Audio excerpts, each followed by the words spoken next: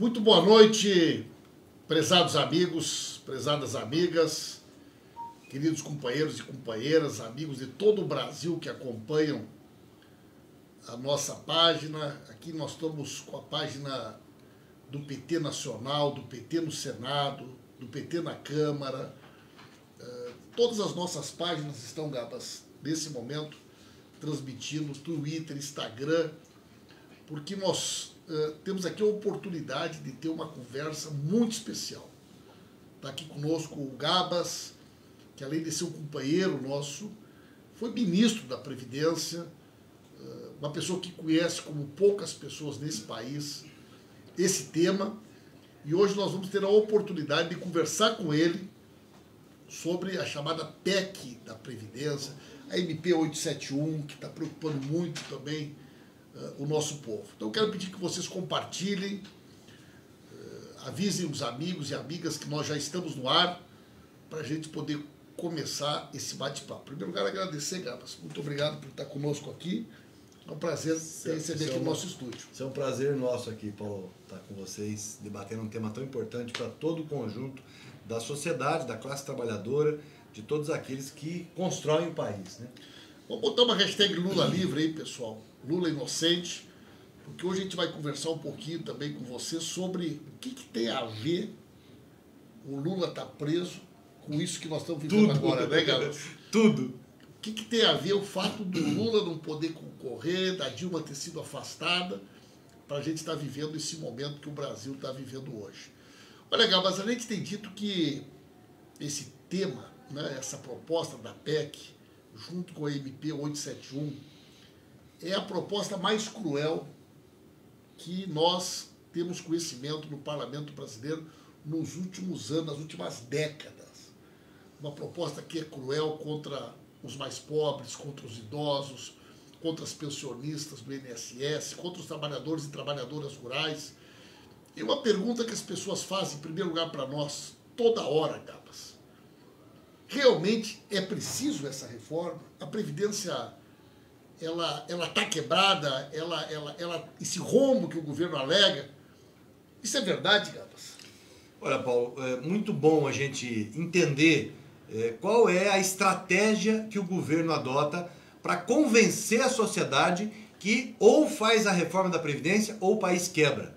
Ou faz a reforma ou a gente não vai retomar crescimento, a gente não vai retomar os empregos. Isso tudo, Paulo, não é verdade, né? Primeiro que o governo faz uma grande maquiagem nos números. Ele soma toda a necessidade de financiamento do regime geral, que é dos trabalhadores da iniciativa privada, soma o regime próprio dos servidores da União, soma os militares e soma regime próprio de estados e municípios. Isso não é razoável, isso é para confundir, para dizer que tem 290 bilhões de déficit. Vamos falar de modelo, Paulo, que é muito mais relevante para as pessoas entenderem. Esse modelo ele é insustentável mesmo.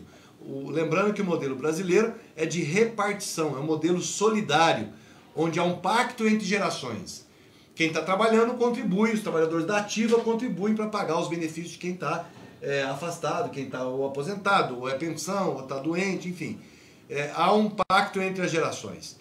Este modelo funciona na grande maioria dos países do mundo todo. Na OCDE, na Organização para a Cooperação e Desenvolvimento Econômico, maioria de países da Europa, eles dizem que são os países mais civilizados, os países mais adiantados, os países que têm legislações mais modernas. Todos esses países funcionam com uma regra muito parecida com a nossa. Aliás, a origem é a mesma. A origem no modelo alemão do século retrasado. E por que nós defendemos que este sistema ele é necessário para o país? Não só ele é sustentável, mas ele é necessário para o país. Um país como o Brasil, com tanta desigualdade, desigualdade social, econômica, regional, ele precisa de um sistema de proteção que amenize o efeito dessas desigualdades. Não preciso eu dizer que a oportunidade que tem um filho da classe média e um filho de pobre assalariado que mora numa comunidade muito pobre, às vezes favela, às vezes comunidades muito distantes dos grandes centros, essas oportunidades são diferentes. Esse trabalhador mais pobre normalmente desenvolve as atividades que são mais penosas, exigem mais da sua saúde, tem menor qualificação, tem menores salários, e o esforço do cidadão é muito maior para poder chegar ao período da aposentadoria. Então, o sistema de previdência social no Brasil, ele está inserido num conceito de seguridade. A Constituição, ela garante recursos para a seguridade, que é previdência, assistência e saúde. E diz mais, ela será financiada com recursos dos trabalhadores, dos empregadores e do governo. E elenca quais são as fontes de financiamento. O governo retira 30% desse dinheiro, bota a conta na seguridade que não é dela e depois vem dizer que a Previdência está quebrada. Nós defendemos uma ampla discussão com a sociedade para reorganizar, sim. De tempos em tempos, você precisa fazer uma reorganização do sistema previdenciário. Por quê? Porque a sociedade evolui. As regras precisam evoluir. Agora, quando se fala em reforma da Previdência, nós entendemos que ela é para melhorar. É para proteger mais, é para ter mais sustentabilidade, é para ter uma garantia, uma segurança para o trabalhador e para a sua família. Para eles não, reforma é destruição. Então nós somos contra essa PEC 06, assim como fomos contra a PEC do Temer, em que pese que elas têm uma uma acentuada diferença, porque a PEC do Temer mudava parâmetros. Era uma reforma paramétrica, dentro do próprio modelo de solidariedade. Essa proposta, ela destrói a Previdência e a Seguridade. Ela quebra o pacto da Constituição de 88. Isso, né? Ela destrói um sistema de proteção social que é um dos melhores do mundo. Aqui não é megalomania, não. Nós exportamos o nosso modelo para vários países. Então, esse sistema que é baseado num conceito de que o problema da sociedade tem que ser resolvido num pacto com a sociedade, porque é responsabilidade dessa mesma sociedade, para nós está correto. O que precisava fazer, então? Por que nós somos contra essa PEC do Bolsonaro? Primeiro, porque ela tem um erro na forma. Nós defendemos o seguinte: nenhum governo, tem o direito, nem que seja um governo comprometido com os trabalhadores, não tem o direito de fazer uma reforma, mexer com tantos direitos e numa política que é tão abrangente sem debater com a sociedade. Então ele erra na forma, não tem debate com ninguém. Não chamou as centrais, não chamou os aposentados, não chamou... O governo ele deve ter escutado, né? Porque esse governo são empresários. Então erra na forma e erra no conteúdo. Sabe por quê? Porque não é uma reforma previdenciária isso. Isso aí é um ajuste fiscal que bota na conta do trabalhador uma conta que não é dele. Nós temos que fazer um ajuste fiscal tirando privilégios, tirando dinheiro de onde tem. E aí, para nós, só é possível fazer através de uma reforma tributária. Nós precisamos cobrar os devedores que o Temer perdoou com uma medida provisória. O Temer abriu mão, segundo estatística que eu vi recente pelos grandes jornais, quase 100 bilhões de reais. Ora, quem está quebrado não abre mão, não perdoa a dívida de sonegadores. A outra coisa é a tal da MP do trilhão. As petroleiras, né? Precisa economizar 1 trilhão de reais. Ora, nós acabamos de dar uma benesse, um presente, que é uma isenção tributária para as petrolíferas internacionais, as estrangeiras. Grandes empresas que vêm aqui explorar o pré-sal vão deixar de recolher 1 trilhão de reais de contribuições de impostos. Ora, é fácil, você precisa de 1 trilhão, é só revogar essa lei, a Lei 13.586. Então nós queremos fazer um amplo debate com a sociedade para melhorar, para consolidar e para, de fato, dar sustentabilidade a esse modelo, que ele é o melhor modelo que o Brasil poderia ter. Está adequado ao nosso perfil socioeconômico, ao perfil da nossa sociedade, da nossa pirâmide etária. Enfim, ele é sustentável, ele precisa de alguns ajustes e de cobrar, de fato, quem tem que contribuir para a seguridade social. Muito bem. Pessoal, nos informem a cidade da onde vocês estão acompanhando. Nós estamos aqui com o nosso amigo, companheiro Carlos Gabas, foi nosso ministro da Previdência, uma pessoa que conhece muito esse tema. Vocês podem também nos encaminhar aqui dúvidas, perguntas, que nós vamos tentar, né? Evidente que vão ter muitos debates, muitas discussões, mas hoje é uma oportunidade para a gente poder nivelar um pouco também as nossas informações. E vamos colocar aí a hashtag Lula Livre, a hashtag Lula Inocente, para a gente poder ir avançando aqui. Depois nós vamos discutir ponto a ponto aqui dos principais pontos da reforma. Mas eu queria, antes disso, Gabas, que tu falasse um pouquinho mais sobre essa questão do financiamento da Seguridade, né? A Constituição Federal, quando ela fala de Seguridade Social, é um tripé, né? Previdência, assistência social e saúde. Isso. E nas formas de financiamento, nós mesmos já propusemos taxação sobre grandes fortunas, né? O lucro líquido e dividendo das empresas que o Fernando Henrique que é isentou, né? A cobrança dos grandes sonegadores e as distorções, né? Os grandes privilégios desse sistema não estão sendo enfrentados de por jeito essa nenhum. proposta. Ela é cruel Contra o pobre. E ela é covarde para enfrentar os privilégios dos ricos. Esse é Exatamente. a síntese dessa proposta, né? Vamos pegar por pontos. Você falou muito bem da Constituição. A Constituição tem um capítulo da Seguridade Social que começa no artigo 194.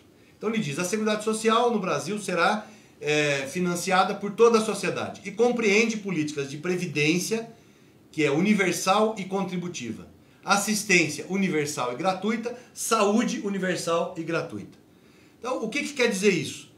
Que a Previdência ela tem uma previsão de contribuição, inclusive com cálculo atuarial, dos trabalhadores urbanos, porque tem folha de salários. E o governo e a Constituição, os constituintes, ainda garantiram fontes de financiamento suficientes para pagar, para custear esses benefícios ao longo de décadas. Quais são? Eu vou falar das três grandes. Contribuição sobre folha de salários, que é paga pelos empregadores, pelos patrões, 20% sobre a folha sem teto. Contribuição dos empregados, que é de 8% a 11%, com teto, R$ 5.538, se não me engano.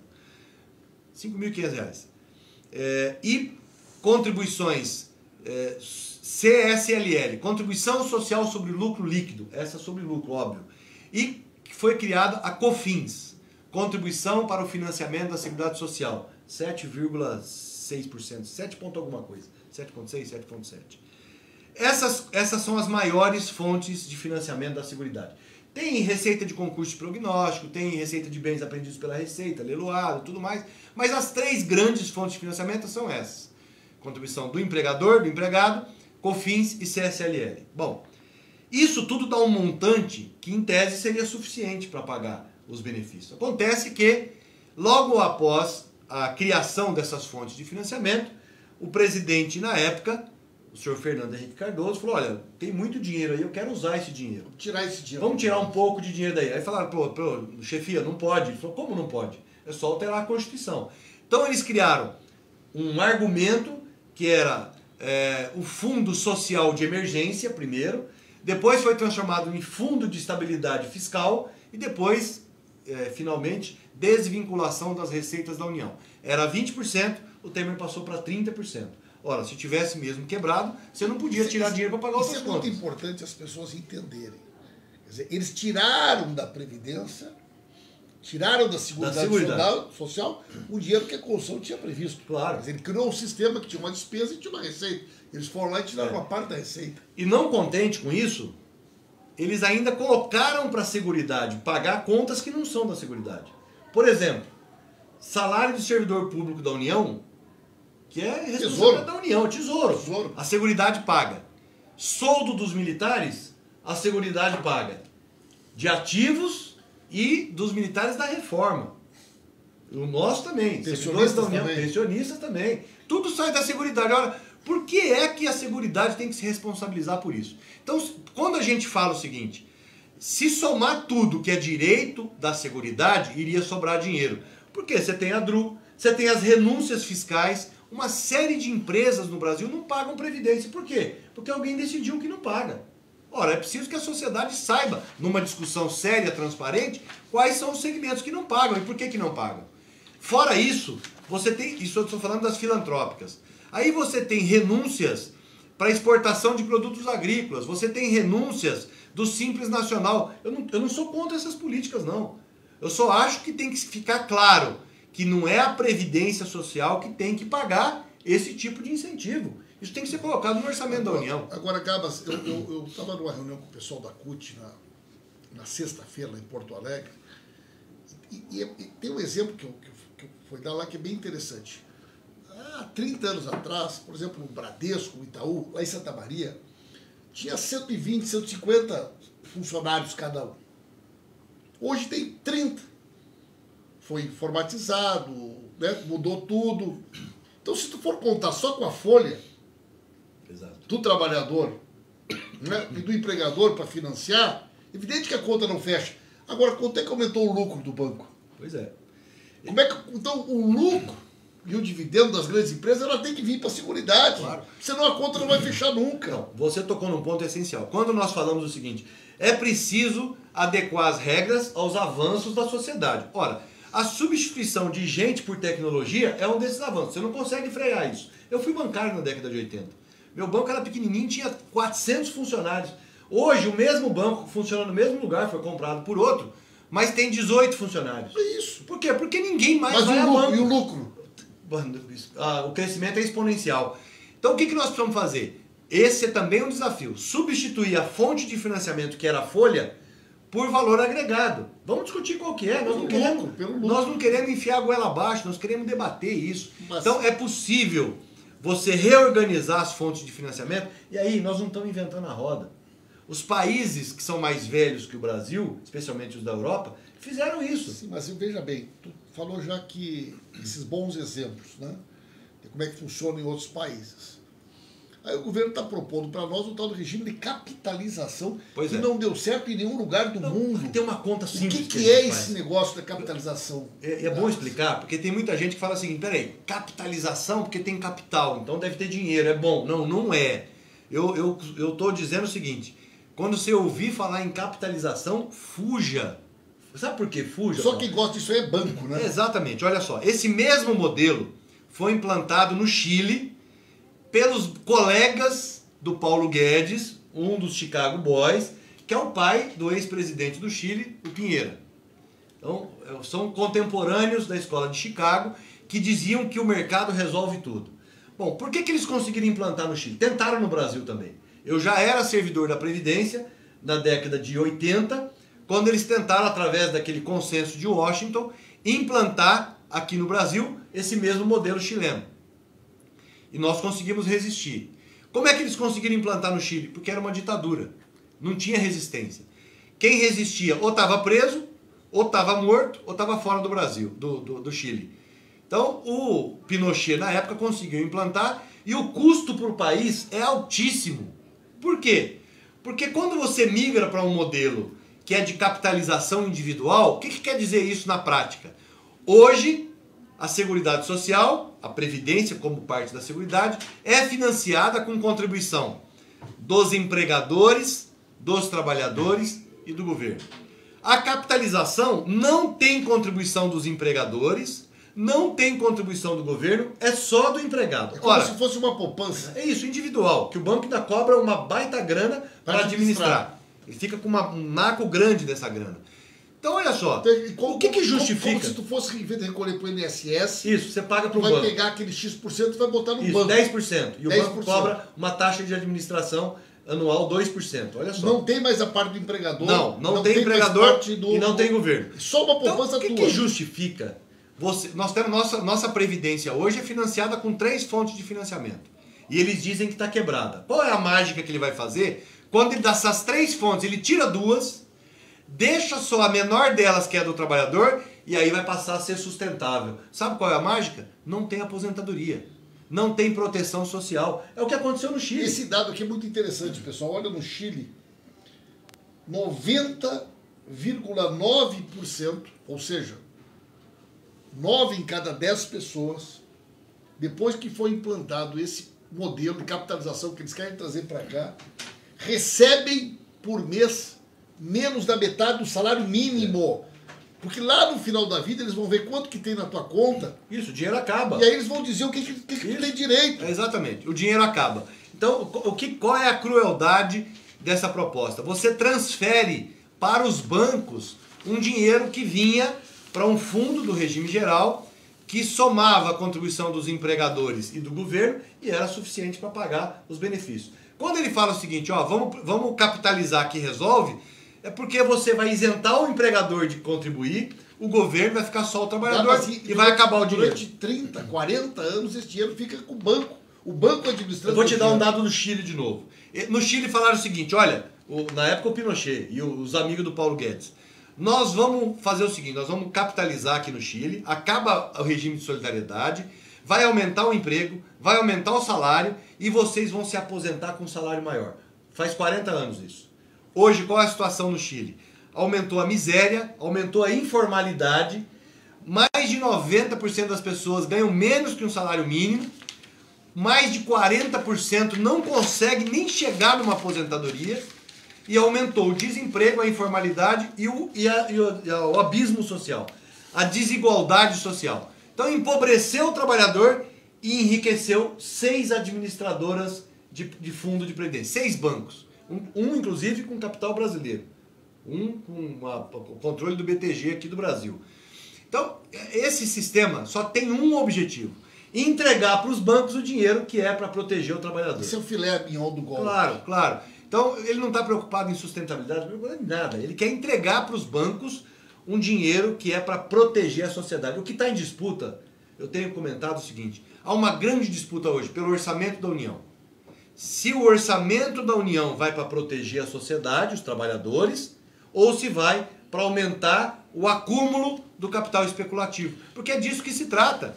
Né? A disputa é pelo Estado brasileiro. Nós temos que nos perguntar todo santo dia para que serve o Estado brasileiro? Ou a quem serve o Estado brasileiro, se não para regular as relações da sociedade, protegendo aquele que tem menos oportunidade, aquele que é mais pobre, aquele que o Estado nunca cuidou e aquele que o tal do regime capitalista nunca vai cuidar, vai sempre excluir, vai sempre aumentar o abismo entre quem tem dinheiro, quem tem capital e quem só tem trabalho. Quem tem trabalho vai continuar não tendo nada, porque perde a força de trabalho com a idade e não vai ter aposentadoria.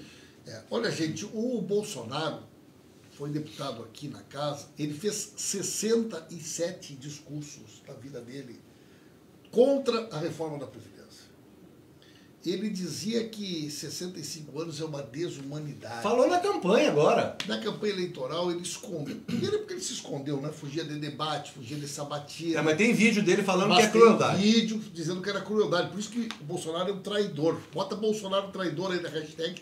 Traidor do povo brasileiro. Você vendeu ligeirinho pro mercado, né? Menos de 60 dias. E tem uma coisa muito grave, gente, que o Gabas vai nos explicar, que o Constituinte de 88, ele colocou na Constituição um capítulo sobre a Previdência. Está na Constituição Federal. Eles querem tirar da Constituição. Aliás, esse é um grande golpe. O principal movimento deles, qual é?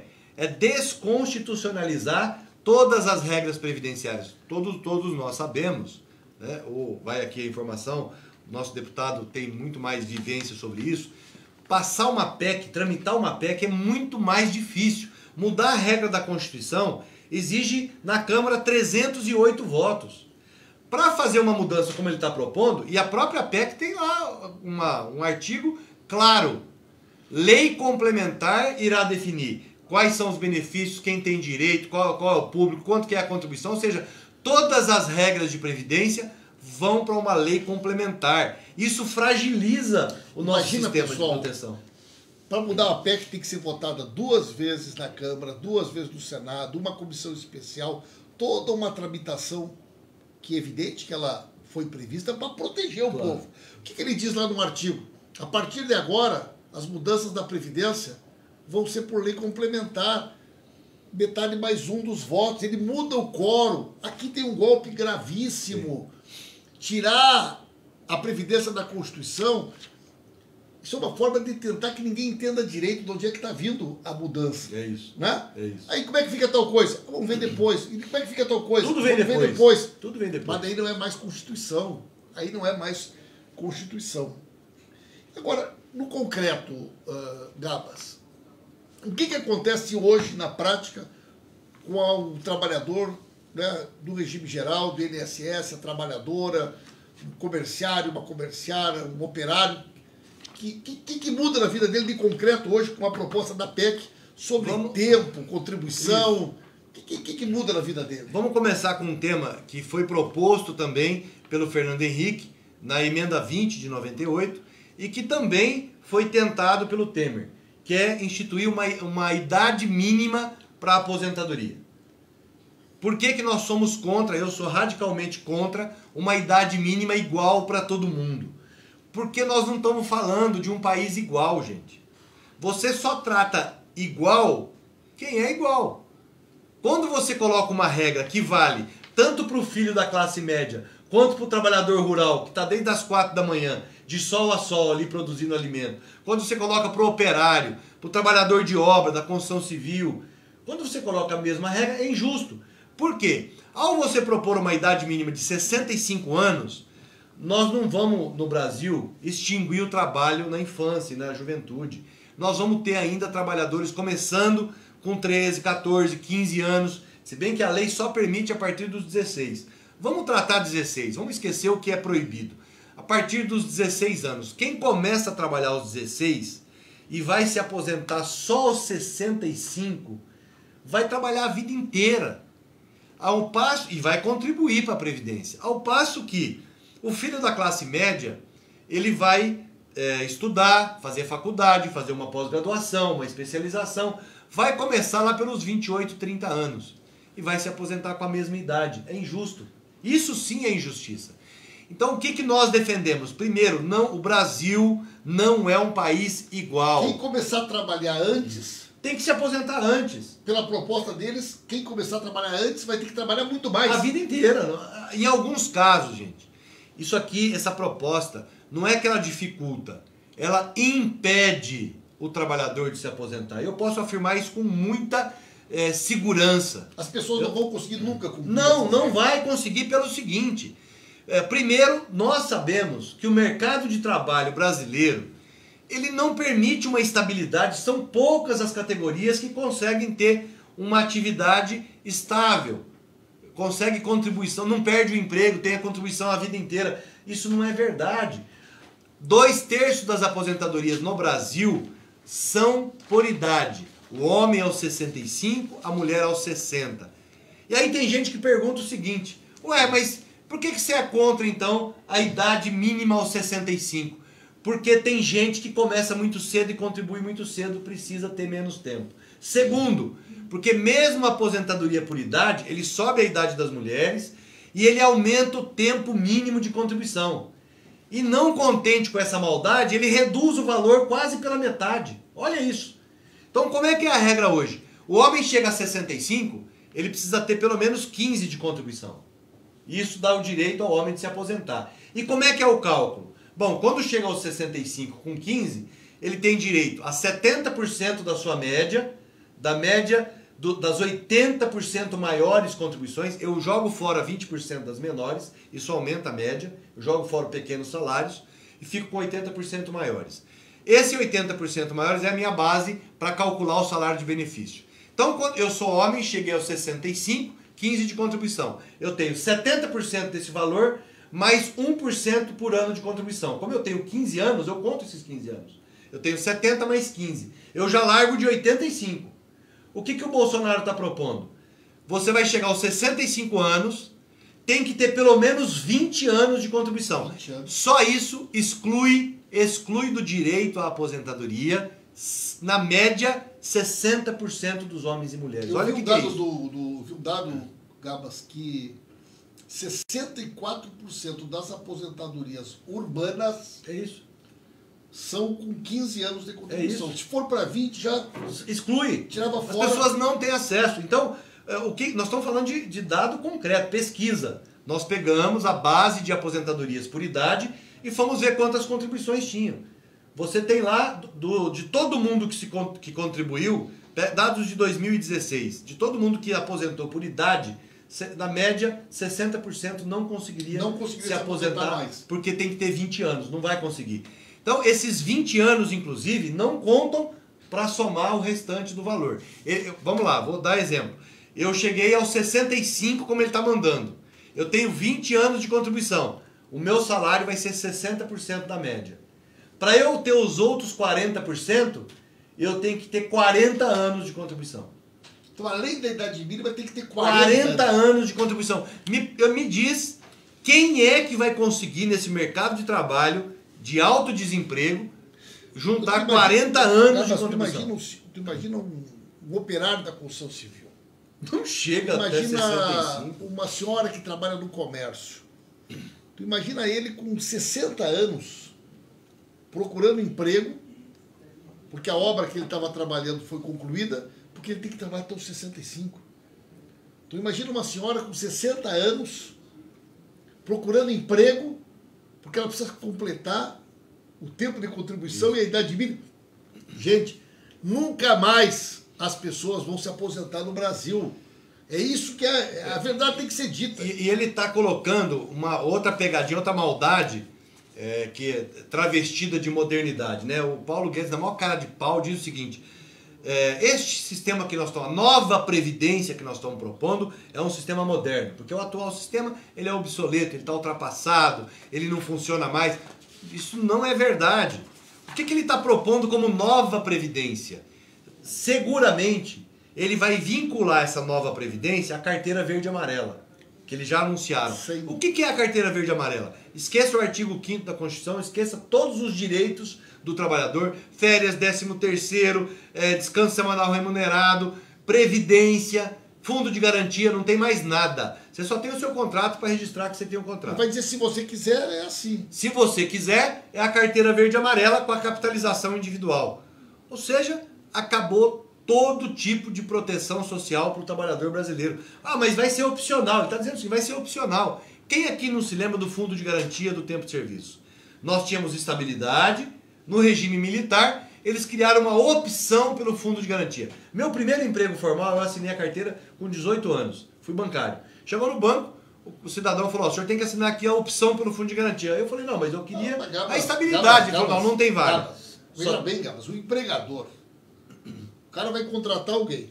A regra é dele. Aí ele vai escolher, ou eu vou pagar INSS, fundo de garantia, vou pagar tudo e vou gastar X para contratar alguém, ou eu vou oferecer a carteira verde e amarela, que eu não preciso pagar nada. O que você acha? Opcional para quem oferece o emprego. Qual vaga você acha que ele vai oferecer? Para quem oferece o emprego, não vai mais existir. Exatamente. Esse emprego. Por isso que a história do opcional é uma malandragem. Não existe opção. Gabas, olha só.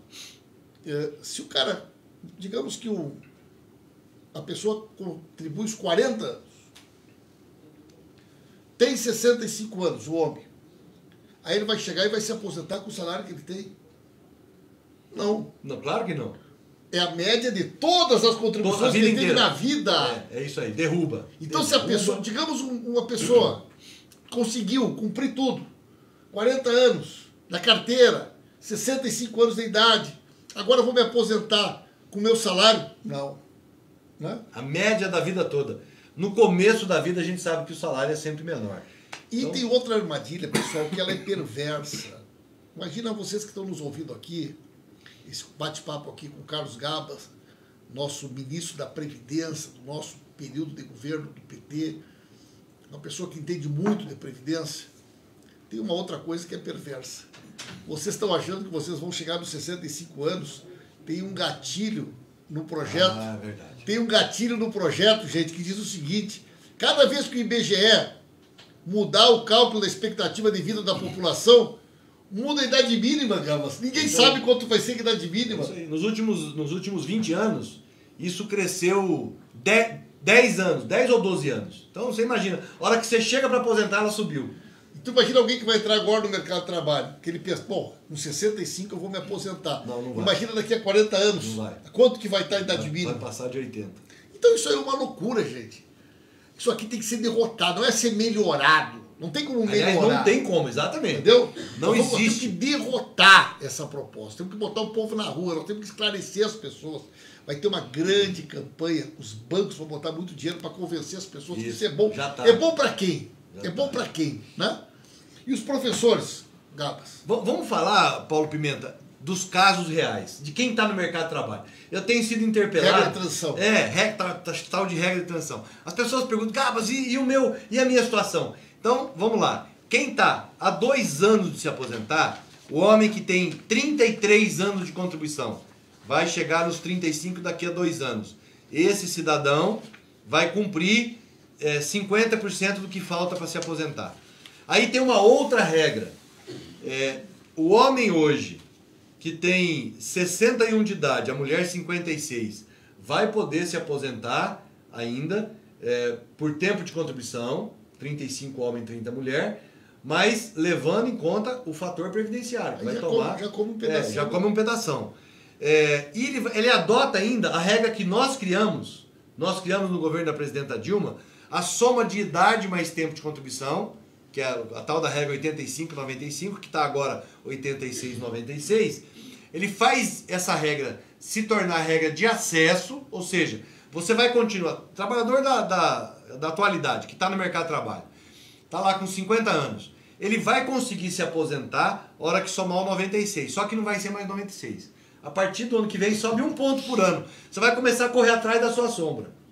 E quando chegar ao implementar a condição para aposentar, a regra é 60% da média.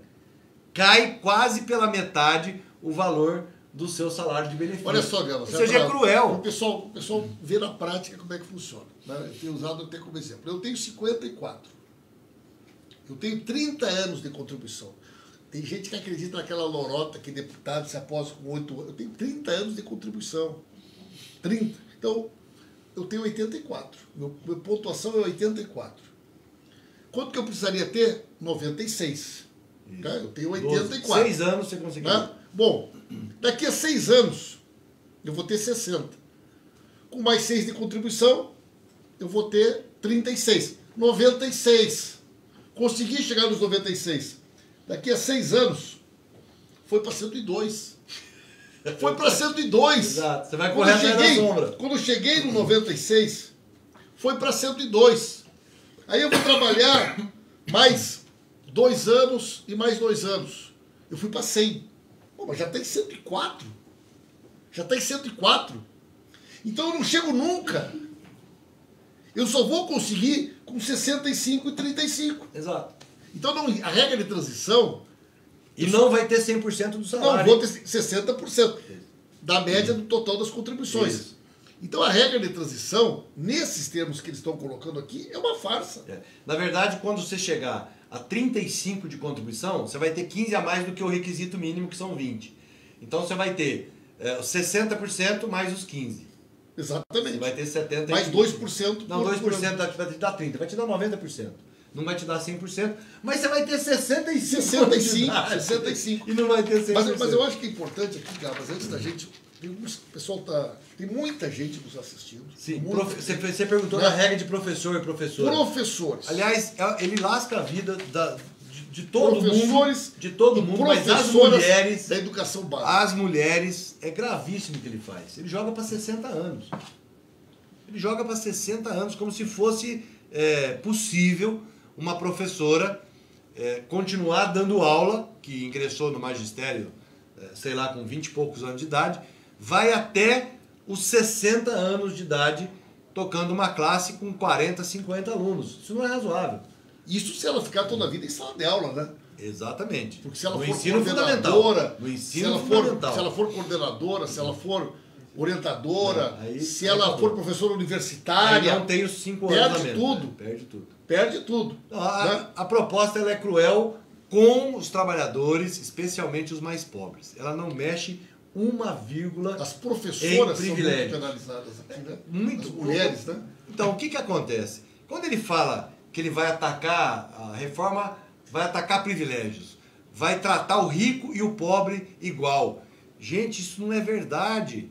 Como que vai tratar o... Primeiro que rico não se aposenta, rico não tem necessidade da aposentadoria. Tem plano de previdência privada. Não, além disso, juntou capital suficiente, que no Brasil é muito fácil.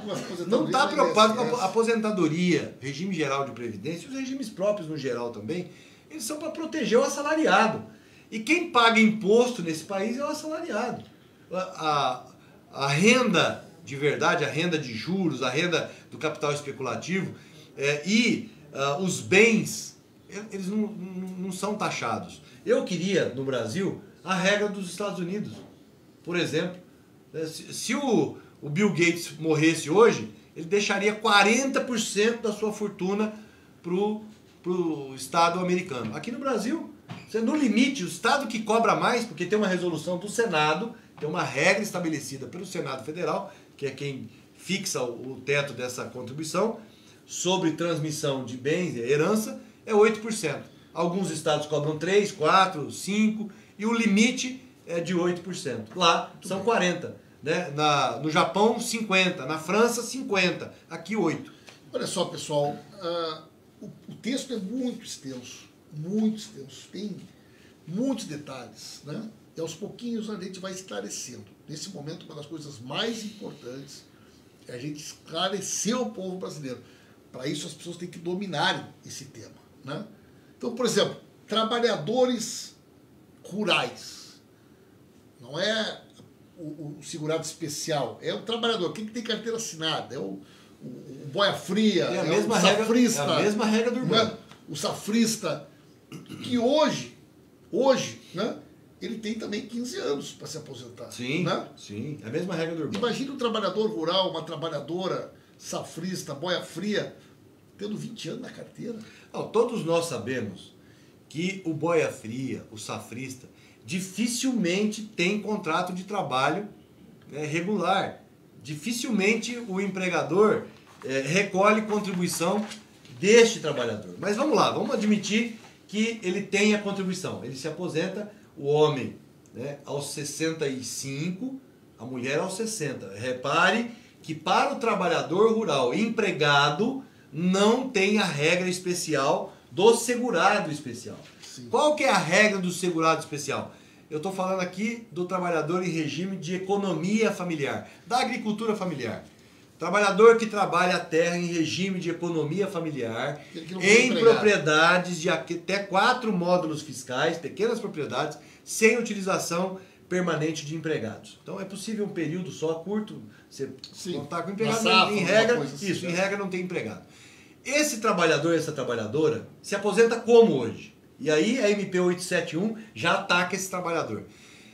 Essa agricultura familiar, para a gente entender a importância deles, produzem 73% do nosso alimento. O nosso alimento não vem do latifúndio. O produz commodities para exportação. É importante, aumenta o resultado positivo da balança comercial, beleza?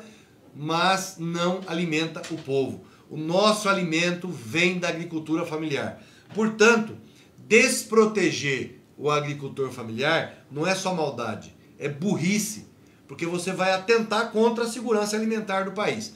Mas eles estão incorrendo nessa burrice de retirar direito desse conjunto de trabalhadores e trabalhadoras. Como que é a aposentadoria hoje?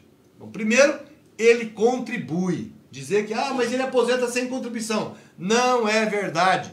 O trabalhador rural contribui, não é por folha de salários, porque ele não é assalariado, ele não tem salário, contribui na medida da comercialização da produção. 2,1% do valor que é comercializado é recolhido para a Previdência Social. Mas isso é suficiente? Não, não é, e o Constituinte já sabia. Por isso ele criou a COFINS e a CSLL, que são recursos para pagar os benefícios da Seguridade. Então, esse trabalhador que se aposenta, o homem aos 60 anos, a mulher aos 55 anos, com pelo menos 15 anos de trabalho na terra comprovados. Como que ele comprova isso? Bom, primeiro ele precisa... E hoje ele se aposenta com salário mínimo, né? Só salário mínimo, não existe. Ele pode se aposentar com mais? Pode, se ele fizer contribuição individual. Segurado especial, aí ele... salário mínimo, gente. Só salário mínimo. Salário mínimo. Não estamos falando aqui de... Nós estamos falando de cerca de 9 milhões de aposentados e pensionistas que recebem só um salário mínimo. Não passa um centavo do salário mínimo. Então, esse cidadão, essa cidadã que produz o nosso alimento se aposenta hoje comprovando 15 anos de trabalho na terra. Como é que ele comprova isso? Bom, ele tem que ter ou contrato social de parceiro, meeiro, arrendatário, ou ele é dono da terra, ele tem o certificado. Ele comprova através do PRONAF, documento nota de produtor. E ele tem, através do sindicato rural, uma declaração que diz esse cidadão, essa cidadã, são trabalhadores afiliados do sindicato e são trabalhadores rurais. Só esse documento não é prova plena para aposentar, é uma referência. O que o Bolsonaro fez? Mandou MP 871, que retira do sindicato rural essa comprovação de que ele é trabalhador rural. E passa para quem? Para algum órgão público, para algum órgão que representa a agricultura familiar, as EMATERs da vida, as empresas públicas de atenção, que cuidam de assistência técnica rural, extensão rural, isso. Então, essas empresas, essas públicas, esses órgãos públicos, não estão no Brasil inteiro. Não estão nos rincões do país. Ou seja, o trabalhador rural não vai ter mais como comprovar a sua condição de trabalhador rural. Você já impede ele de ter acesso ao seu benefício. E mais, institui ainda na PEC uma cobrança obrigatória. Cada vez que o trabalhador, né, não conseguir comprovar a comercialização que tem arrecadação efetiva, por exemplo, ele perdeu a safra. Isso acontece.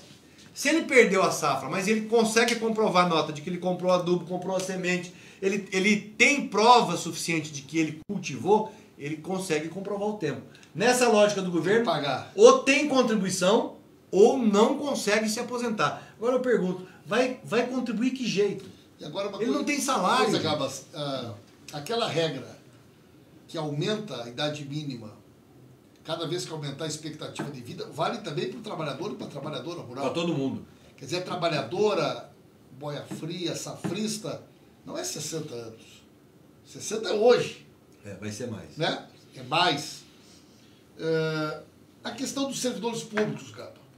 Servidores públicos, a PEC mexe bastante também na questão do serviço público. Mexe. Ele tenta jogar na conta do servidor público um problema que ele chama de déficit do regime próprio dos servidores. Então vamos lá, vamos esclarecer que o regime próprio da União, nós já mexemos, nós fizemos a PEC 41, você se lembra?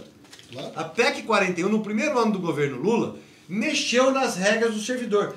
Eu defendi a PEC e vou dizer para você, apanhei demais, porque eu vim do movimento sindical e a PEC mexeu no nosso direito. Mexeu no nosso direito. Então, vamos colocar, eu tenho 53 anos hoje. Eu tenho 35 anos de contribuição.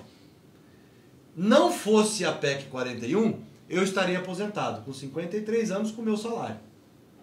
Eu não acho isso razoável. Então, o que nós fizemos na 41? Nós instituímos a regra 85-95 como regra de acesso e eu não posso aposentar enquanto eu não completar os 95. Pontos. Eu não tenho hoje. Eu tenho 35 de contribuição e tenho 53 de idade. Eu tenho 88 pontos. Eu preciso chegar a 95. Então eu não consigo me aposentar. E isso eu acho que é razoável. Eu conseguiria aos 58 anos. Então hoje eu não consigo. Nós mudamos isso já. E mais, isso para os servidores que já estavam no serviço público. Nós criamos uma regra que é o teto do regime geral para o servidor público. Isso é muito importante. Isso é importante todo mundo saber. A partir da regulamentação dessa PEC, que demorou, Paulo, nós demoramos. A PEC ela foi sancionada em dezembro de 2003, nós só conseguimos regulamentar o regime complementar do servidor público em 2012, já no governo da presidenta Dilma, mas fizemos. E o que diz essa regulamentação? Todo servidor que fez o concurso a partir de janeiro de 2013, todo, para juiz, para advogado, para médico, para engenheiro, qualquer categoria do executivo, do legislativo e do judiciário vai se aposentar com R$ 5.800. E essa turma que de 2003 até 2012, como é que ficou a situação deles? Então, a 2003 até 2012 entrou numa regra de transição, quem já estava. Então nós temos 3 modalidades que são bem complexas. Antes de 2003. Antes de 2003, 2012 e a partir de 2013. Né? Isso, a partir de 2013. Então, essas regras, elas instituíram o mesmo teto do regime geral para o regime próprio. Então significa que, só para você ter uma ideia de valores, em 2034, estabiliza-se a necessidade de financiamento do regime próprio da União. Em 2042, zera. Começa a ter superávit no regime próprio da União. Ué, então está resolvido? Para o futuro tá. Para hoje, sabe o que nós precisamos combater? Os privilégios das castas do serviço público. Uma coisa, de todos os poderes. Tem um ping-pong bom para nós fazer aqui, mas antes eu só quero que tu fale um pouquinho sobre as pensões. As pensões do INSS. Crueldade. O que eles fazem? Os pensionistas do INSS. Ele reduz a 60% do valor. e não permite mais acumulação. O que é um equívoco, é um erro e é inconstitucional para mim. Porque quando você contribui para a Previdência, você contribui com a sua alíquota de 11%. Por trás dessa alíquota, você está contribuindo, é que não é visível, mas você tem uma parte dela que é para aposentadoria, uma parte para pensão, uma parte para benefício de risco, está por trás dos 11%. Está ali o cálculo. Está ali o cálculo. Eu estou contribuindo para a aposentadoria e para a pensão. Ora, se eu estou contribuindo, eu tenho direito à aposentadoria e à pensão. Eu não posso ter que escolher entre um ou outro. Então, a minha esposa trabalha, eu trabalho. Eu morri, ela vai ter direito à aposentadoria dela e à minha pensão. Por quê? Porque eu contribuí para isso. O que ele está dizendo? Vai ter que escolher um dos dois. Não pode acumular mais. E outra coisa, se ela não trabalha, só eu trabalho, eu ganho R$2.000. Eu vou me aposentar, vamos supor que a média possibilitaria ela receber os R$2.000 de pensão. Ela não vai receber R$2.000. Ela vai receber 60%. R$1.200. Então quer dizer, por exemplo, uma professora que é casada com um professor. E eles têm lá uma renda familiar que é a soma do salário dos dois. Os dois estão aposentados. O marido morreu. Ela não vai ficar com a pensão do marido? Não. Ela vai ter que fazer uma escolha? Vai ter que fazer uma escolha. Ele faz uma escala... Ele faz um percentual. Faz um percentual. Ela vai ter que fazer uma escolha. Eu não... Quer dizer, então, que se eu receber a aposentadoria, eu não vou poder receber a pensão. Integral, não. Né? Dependendo do valor, você recebe um percentual. Percentual pequeno, mas tem casos que ele não vai receber nada. Né? Agora, para vocês terem uma ideia, pessoal, como uma coisa é a distorção nesse processo, se uma professora for casada com um policial civil e a irmã dela, a professora, for casada com um policial militar, bom. Aquela que foi casada com um policial militar vai poder acumular a pensão e a aposentadoria. Duas irmãs professoras, uma casada com um policial civil, outra com um policial militar. Os dois morreram. A que casou com o policial civil não pode, a outra pode. Pode, exato. Então, gente, as distorções começam aí, né? Esses dias saiu uma matéria na imprensa que o governo agora quer fazer um recadastramento do BPC, né? A gente não falou sobre o BPC aí. O governo tinha que fazer um recadastramento dos privilégios, das distorções. Saiu uma matéria semana passada, Gabas, que eu não sei se tu chegaste a ver, sobre o caso do acúmulo das pensões, né? Boa parte delas são da área militar, mas também do Poder Judiciário, aos cargos do Legislativo, das chamadas solteiras viúvas. Né? O que são as solteiras viúvas, pessoal? São mulheres, né, que são filhas de militares ou de altos cargos do Poder Judiciário, que não casaram no papel para não perder a pensão do pai. Mas hoje pode casar, viu? Não, mas olha só. Hoje pode. Não, mas no caso delas... Na época era só podia ser solteira. Só que elas têm também a pensão do marido. Porque o marido era policial, era militar ou era servidor público. Então elas conseguiram a seguinte situação. Elas são solteiras para não perder a pensão do pai, mas que eles entraram antes de 2000, mas tem pensão de viúva. Então elas recebem duas pensões. E valores... Tem até 83 mil. Exato. Até 83 mil. Eu recebi uma relação, Gabas, enorme de adoções. Adoções. Tem general com 97 anos. Que adota a criança para passar... Adotou uma neta de 20 e poucos. Outro casou. Por quê? Porque os que entram antes de 2000, então eles transformam isso... Por que o governo faz um recadastramento disso, Gabas? Isso é privilégio. Isso é privilégio. Agora, vamos tocar num ponto que você falou interessante, que estava fugindo aqui. BPC, Benefício de Prestação Continuada da Lei Orgânica da Assistência Social. Esse benefício, no nosso governo, chegava perto de 5 milhões de pessoas. Quem são? Idosos pobres e deficientes pobres, muito pobres.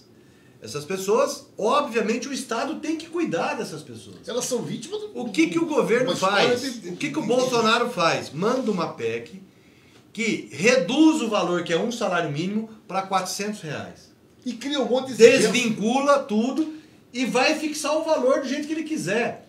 Cria uma dificuldade enorme. Hoje, para você ter uma ideia, 2 velhinhos pobres, muito pobres, o velhinho recebe o BPC e a velhinha recebe o BPC. É individual, não conta, não soma. Agora um soma com o outro. Ele vai somar tudo. Ele vai somar a renda do núcleo familiar todo. Se tem um filho que tem salário, mas tem família, não importa, os velhinhos não vão receber mais. E outra coisa, né, Gabas? Se o cara morar numa casa que tiver um valor acima do valor da Minha Casa Minha Vida, não pode receber o BPC. Não recebe. Não, é uma série de restrições que vai acabar com uma proteção social, gente, que é como eu disse, o Estado brasileiro eles tiram o BPC da produção e criam o que eles chamam de auxílio miserabilidade. R$400. R$400. Só vai ter direito ao BPC, ao salário, acima de 70 anos. O cara não chega até lá. Então, esse é uma regra que para nós é justa. A sociedade precisa dar conta de proteger os seus cidadãos. O cidadão que é idoso, muito pobre, que não tem como sobreviver, não é responsabilidade do Estado brasileiro? Afinal, a quem serve o Estado? É isso que nós temos que perguntar. Olha, gente, tem todo santo muita dia. coisa sendo perguntada. Tem a questão aqui de... O pessoal quer saber por que o aposentado que voltar a trabalhar não vai ter mais fundo de garantia. Olha, tem muita coisa. Nós vamos ter que conversar muito com vocês. Vamos ter que fazer outro programa. Mas eu quero aqui responder algumas coisinhas. Vamos lá. Vamos fazer um bate-bola. Kelly Segato. Como fica a questão dos trabalhadores da área da saúde com esta reforma da Previdência? Que eu incluiria as aposentadorias especiais. Como é que fica a aposentadoria especial? Olha, primeiro, a aposentadoria especial, vamos deixar claro para todo mundo, são trabalhos que são executados sujeitos a agente químico, biológico ou físico que reduz a sua capacidade laboral, que causam desgaste acima do normal.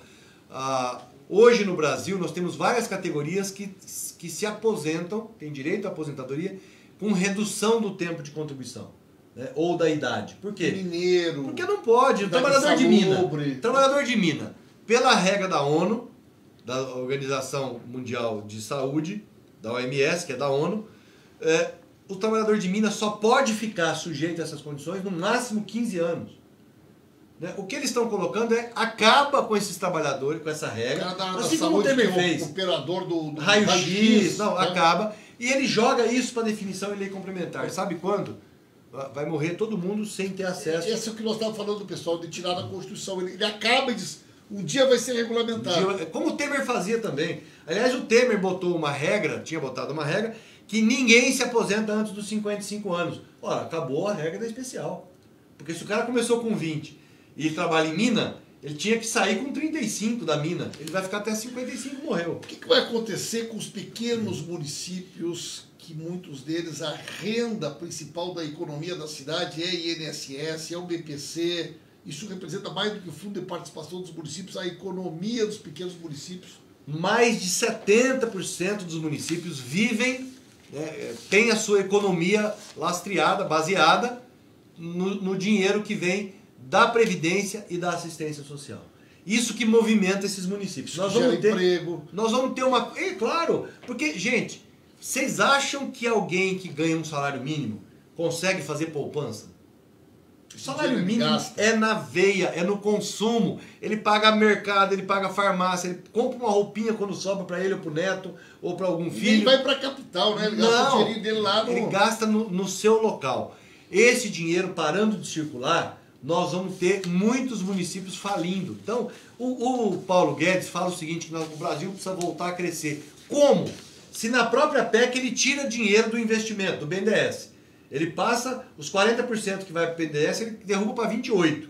Então ele tira dinheiro do investimento, todos nós sabemos que para ter investimento tem que ter um banco de investimento que fomente isso, que sustente, que financie esse investimento.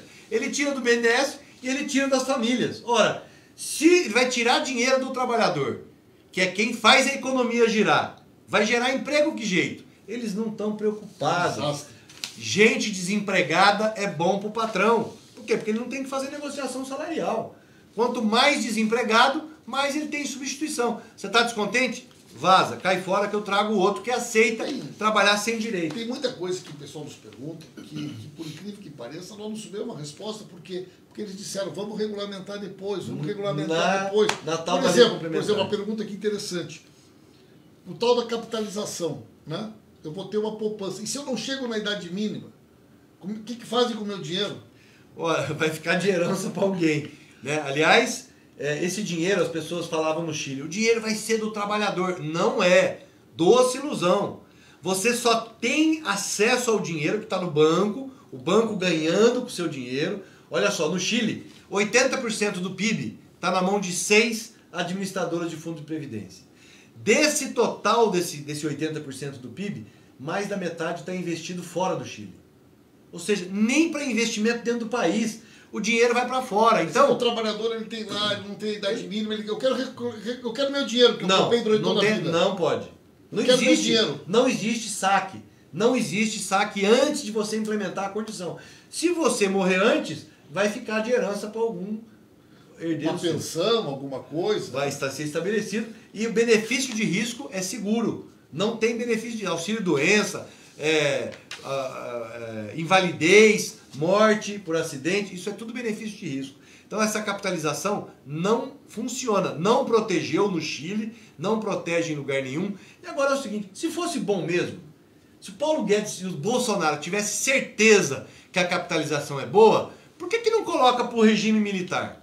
Bota nas Forças Armadas a capitalização, acaba com a solidariedade, o fundo de solidariedade das Forças Armadas e coloca a capitalização lá. Eu duvido que vai ter algum oficial, algum militar que seja, que vai aceitar o regime de capitalização. Mas é tão boa essa proposta que eles estão fazendo. Hoje, na reunião do Colégio de Líderes, eu fiz essa proposta. Eu falei para o Rodrigo Maia, vamos fazer o seguinte, nós não queremos tirar direito de ninguém. Aprova a previdência dos militares, com as regras de aposentadoria, com as regras de pensão, e depois bota um artigo dizendo o seguinte, essas mesmas regras serão estendidas... Aplica-se a todo mundo. A todo mundo. Nós estamos bom. Entendeu? Aprova antes a dos militares.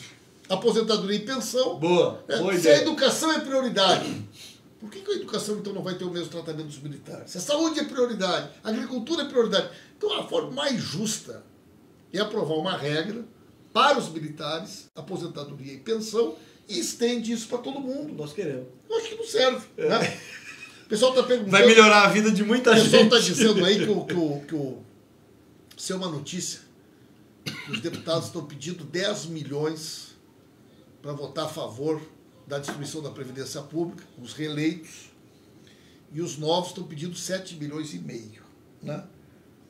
Mas como assim? Não era o Bolsonaro que ia acabar com o toma lá da cá? Isso. Pessoal, eles estão vendendo a aposentadoria de vocês, estão vendendo a vida de vocês por meia dúzia de emenda, por um troquinho em algum ministério, e agora resolveram botar um preço para o governo.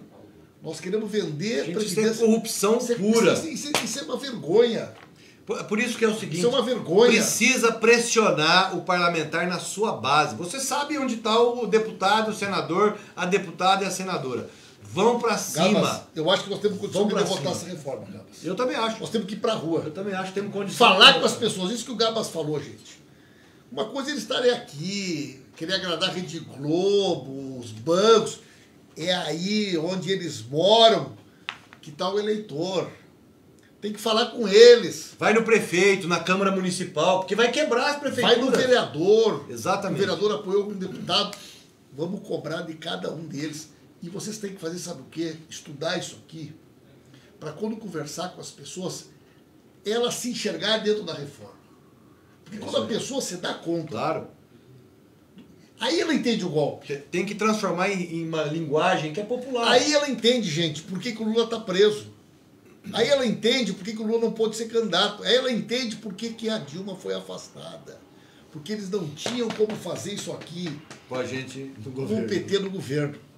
Então, a prisão do Lula, o golpe contra a Dilma, tem tudo a ver com isso que nós estamos vivendo agora. Não tem como fazer. Lá no Chile eles fizeram com o Pinochet. Claro, uma ditadura. Né? E o Sérgio Moro é o braço do Estado para tentar impedir o povo de se mobilizar, para tentar nos intimidar. Mas eu vou te dizer uma coisa, Gabas. Eu acho que nós vamos derrotar essa reforma. Porque é fácil dizer para o cidadão o seguinte, eles estão dizendo que está quebrada porque tem aí, se a gente for colocar os números, os pingos nos is, nós temos uma necessidade de financiamento, é verdade.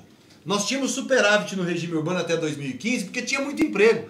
Com 20 milhões de, claro, 20 milhões de desempregados, ou desempregado, ou gente que não está procurando emprego, você derrubou a arrecadação. Pronto. Então, começa a aparecer uma necessidade de financiamento aí. Para você cobrir essa necessidade de financiamento, que ele está dizendo que tem um déficit de algo em torno de 4% do PIB. Ele quer trocar esses 4% por 100% do PIB. O dado do DIEESE é o seguinte: o custo de transição para sair do modelo que é solidário para o modelo de capitalização, vamos lembrar aqui, o que é isso? Acaba a contribuição da empresa, a contribuição do governo acaba também, fica só do empregado para a sua conta individual. Ora, se os benefícios são pagos com toda essa arrecadação, eu acabei com essa arrecadação, quem vai pagar os benefícios? O orçamento da Previdência esse ano é de 602 bilhões. Quem vai pagar isso? O Tesouro, imposto nosso. Ou seja, 100% da despesa da Previdência vai para a conta do Tesouro. Acaba as fontes de financiamento, ele acaba com todas elas e o Estado brasileiro vai arcar com o custo, que é o custo de transição, que é de 1 PIB, 100% do PIB. Eu falo o seguinte, ó, a Previdência está quebrada porque tem 4% do PIB. Para cobrir esses 4%, vocês vão pagar 100%. Essa conta não fecha. Olha, gente, eu quero agradecer aqui ao Carlos Gabas, nosso companheiro, foi ministro da Previdência, tem viajado o Brasil debatendo esse tema. Agradecer a vocês que acompanharam, pedir que vocês compartilhem. O que vocês ouviram aqui, o Gabas explicaram, vai ser na Rede Globo que vocês vão ouvir. Claro que não, a Rede Globo é favorável. Nós temos que ter o nosso canal para fazer com que a nossa mensagem chegue no nosso povo. E nós vamos fazer muitos encontros como esse, muitos encontros presenciais, porque agora, mais do que nunca, é hora da gente lutar, Gabas, organizado, na rua, porque não tem outro caminho para nós derrotar esses caras. Exato. E é possível. É possível. É possível. Um abraço, gente. Lula livre. Quinta-feira eu vou lá falar com o Lula, hein, Gabas? Vamos lá. Vou levar o teu recado para ele. Tá bom, valeu. Um grande abraço, pessoal. Obrigado, gente. Tamo junto na luta. Compartilhem aí para todo mundo poder acompanhar a nossa transmissão. Muito obrigado.